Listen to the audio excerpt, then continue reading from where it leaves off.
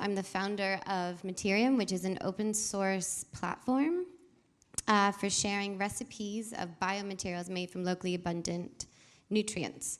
It's also an international research group of material scientists, engineers, artists, designers, and ecologists. We're all working together with the common goal of combining open source culture and digital fabrication technologies to transition our global material economy from a system that is linear, extractive, and alienating to regenerative, restorative, and empowering. And we're doing that so that we can enable everyone everywhere around the world to participate in the next generation of materials, specifically regenerative and bio-based materials.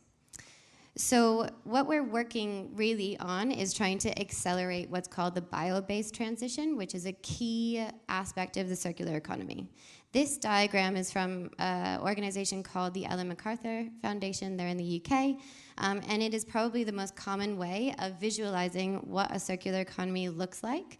And it's showing two loops, the technical on your left-hand side and the biological on your left hand, yeah, biological in green, technological in blue. There we go, we've solved it with colors. And what it's showing is that technical materials, so materials made from finite materials in the technical industrial space, that being petrochemical plastic, finite metals and alloys and so on, are cascading in complementary loops to equal measure as what's happening in the biosphere, which is all of our biomaterials like agar, gelatin and natural clays and minerals and so on. So what's really interesting is that this diagram is very useful, however, it's not wholly accurate.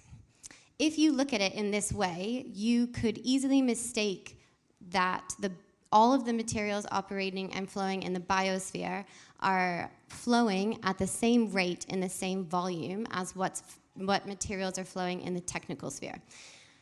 However, if you were to look at the circular economy through a biospheric lens, you would realize that that's actually not correct.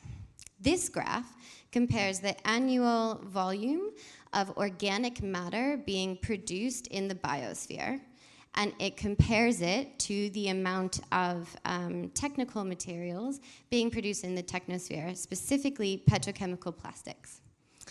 What you see is that the amount of biomass that the nature is producing annually is radically larger and dwarfs what we're able to produce from a technical material point of view in the industrial realm. However, it is this teeny tiny little bar, petrochemical plastics, that's causing all of our problems, or a large amount of it.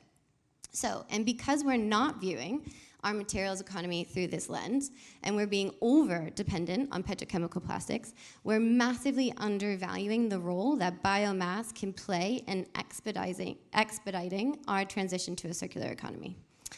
So Materium is working very hard to recalibrate this system by creating and sharing open source material recipes made from locally abundant nutrients. The platform currently has over 40 of these recipes now, and they're all shared using Creative Commons licensing. We've got 3 pillars in this model. The first, of course, being abundant ingredients. So we have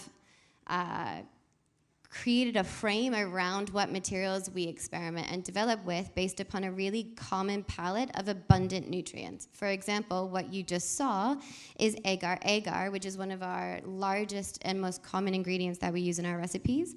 Agar is a biopolymer that is available, that's actually produced from red algae and is available almost everywhere in the world, and is produced by 4,762 different species. So in regards to how we would define abundant, this is a very robust and very rich and vibrant and highly productive material that we aren't leveraging at the moment. So materials like agar, their volume in terms of production and just how widely they're distributed around the world are incredibly radical for the reason that they offer the same material nutrients, i.e. the very same palette, almost anywhere in the world, and they're immediately accessible to local communities. So what that means is we can begin to drive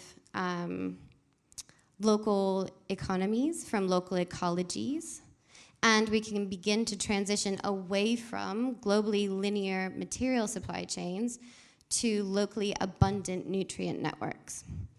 The second pillar that we have is life-friendly chemistry, because it's not just good enough to make materials from bio-based ingredients, it really matters how you manufacture these materials into products. Materials in nature self-assemble using the natural polarity of molecules and their inclination to be hydrophobic or hydrophilic. By using natural chemistry and how we make materials, we're able to create materials that are bound reversibly. And that's the really important part. So materials made in the technical sphere are made by a system called heat, beat, and treat, which creates irreversibly bound materials, which is why it's so difficult to recycle them and why the bulk of them don't biodegrade.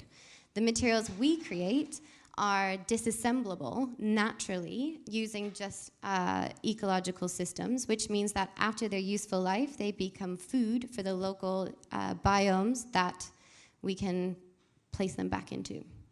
The last pillar is open data. So we're not only pioneering open source recipes and the kind of experimentation and design that goes behind that, we're also pushing forward open protocols for testing and sharing material data. That's really important because for the last 100 years, material development has been relegated behind the closed doors of big industry and academic universities. And if we want to create a materials economy that is beneficial more equitably both to people and planet, we have to open that industry up to a wider and more diverse set of disciplines.